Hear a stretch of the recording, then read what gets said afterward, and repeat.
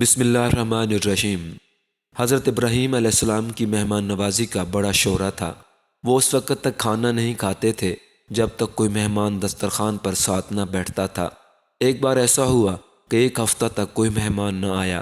آپ گھر سے اس خیال سے نکلے کہ کوئی مسافر مل جائے گا تو مہمان بنا لیں گے۔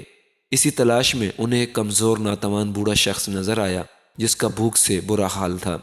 حضرت ابراہیم علیہ السلام اسے گھر لے آئے اور دسترخوان پر بڑی عزت و اکرام سے بٹھایا۔ کھانا شروع ہوا تو مسلمانوں کے دستور کے مطابق مہمان نے بسم اللہ نہ پڑھا۔ پیغمبر خدا حیران ہوئے اور اس مہمان سے وجہ پوچھی کہ اس نے کھانا کھانے سے پہلے بسم اللہ کیوں نہ پڑھی۔ بوڑھے مہمان نے جواب دیا، اے ابراہیم علیہ السلام، میں نے ایسا اس لیے نہیں کہا کیونکہ میں مسلمان نہیں ہوں، میں تو آتش پرست ہوں۔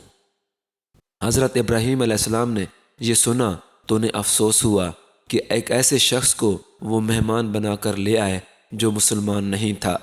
انہوں نے اسے دسترخوان سے اٹھا دیا۔ اسی وقت وحی نازل ہوئی کہ اے ابراہیم علیہ السلام، ہمیں خوب معلوم ہے کہ یہ شخص ہماری جگہ آگ کی پرستش کرتا ہے، مگر اس کے باوجود ہم تو اسے پچھلے 100 سال سے روزی دے رہے ہیں، اور ایک تو ہے کہ اسے ایک وقت کا کھانا نہ دے سکا۔ اسے ناپاک تصور کیا اور دسترخوان سے اٹھا دیا۔ کرم کرتے وقت یہ نہیں پوچھا جاتا کہ یہ کون ہے، اس کا اللہ کا بندہ ہونا کافی ہے۔ نیکی کرتے وقت مذہب، رنگ، نسل کا امتیاز نہیں کیا جاتا۔ مخلوق خدا تو خدا کا کنبہ ہوتی ہے، اور ہمیں تو بلا امتیاز اللہ کی مخلوق کے کام آنا چاہیے۔